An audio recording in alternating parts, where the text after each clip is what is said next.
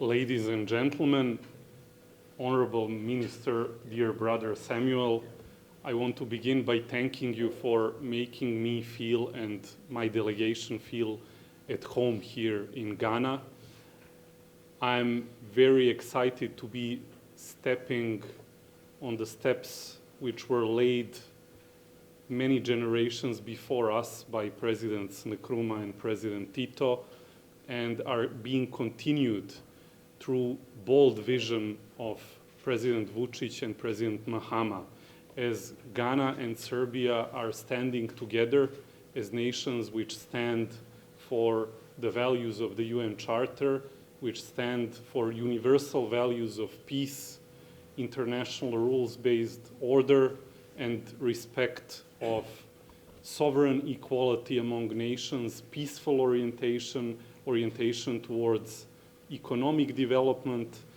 And I was very excited to hear and to learn this morning from my dear colleague Samuel about the bold steps the Ghanaian government is taking to advance the economic growth and development of this country.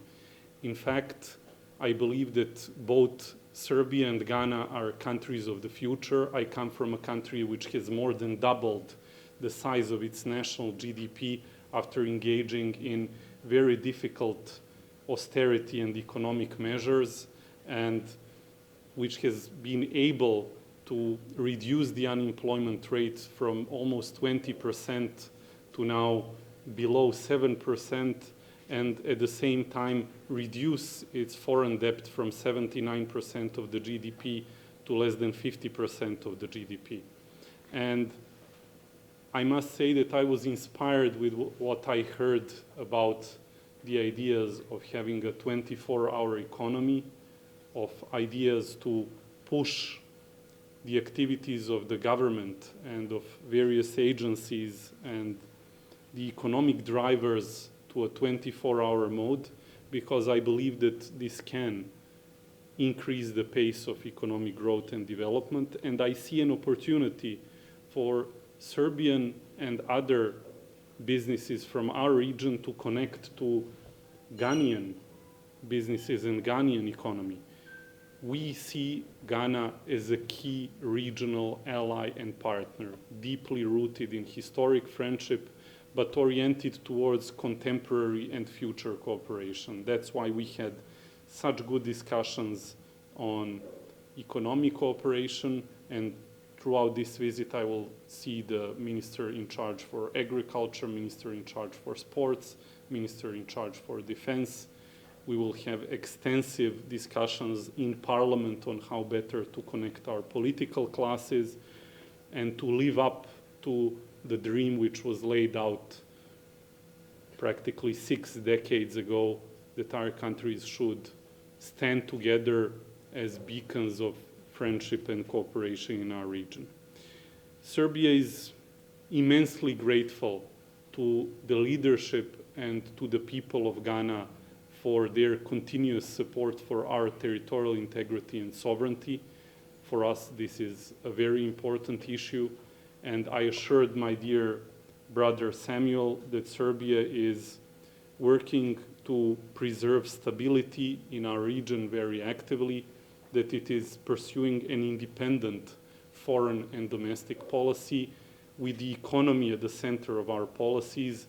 And indeed, with an aging population, there is a growing need, a growing requirement for us to exchange and build bridges between our people. So we also discuss people-to-people connectivity, and we will be working towards granting greater mobility of the labor force between our two countries, as it has been described by the Honorable Minister.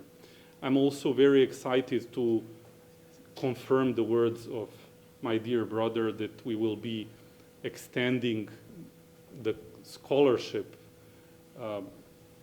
principle and system that we have in place, which means that from the current number of scholarships, we will introduce an additional 30 scholarships this year.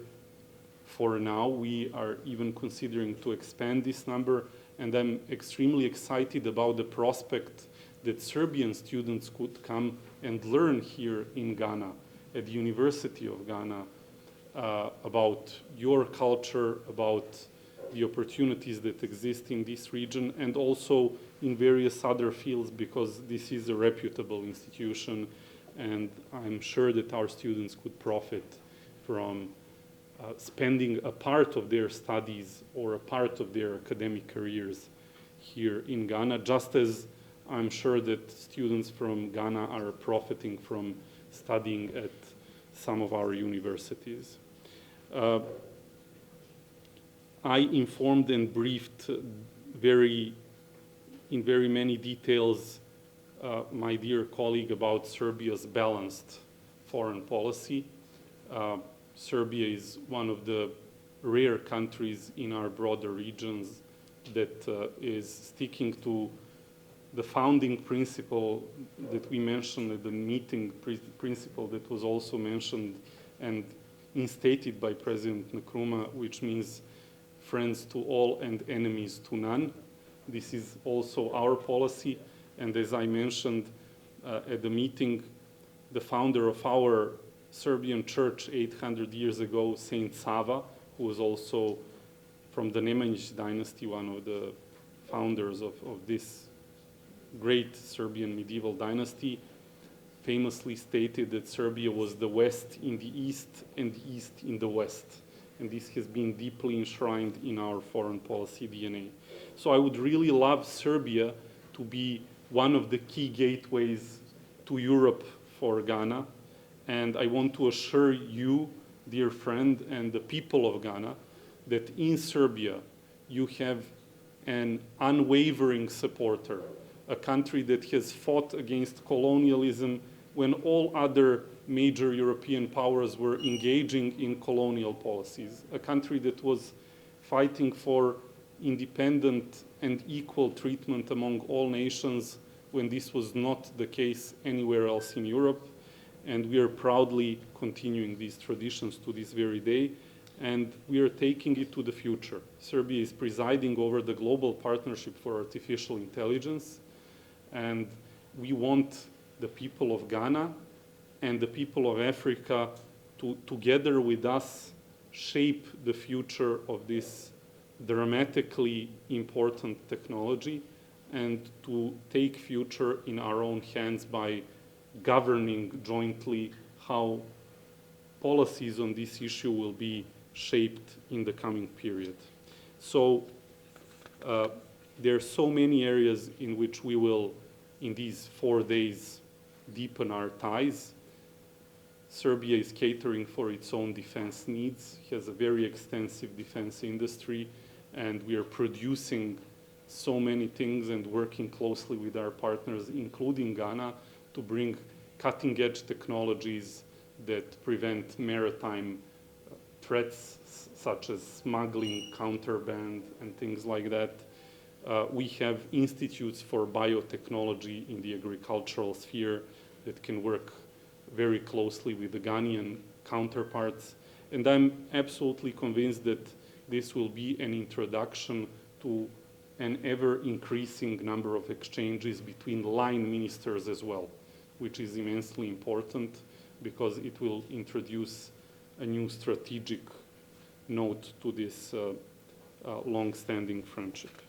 And as I said at the beginning, we are already feeling at home here in Accra. We are, in a way, pleasantly surprised that there are so many similarities which we even didn't know we have. But one thing we certainly have in common also is the same warm atmosphere and very warm feelings towards each other, both on a government level and a people-to-people level. And I really want to say that I'm delighted to make Ghana my first country in this part of the world to visit as foreign minister. So thank you. Pleasure. Thank you very much.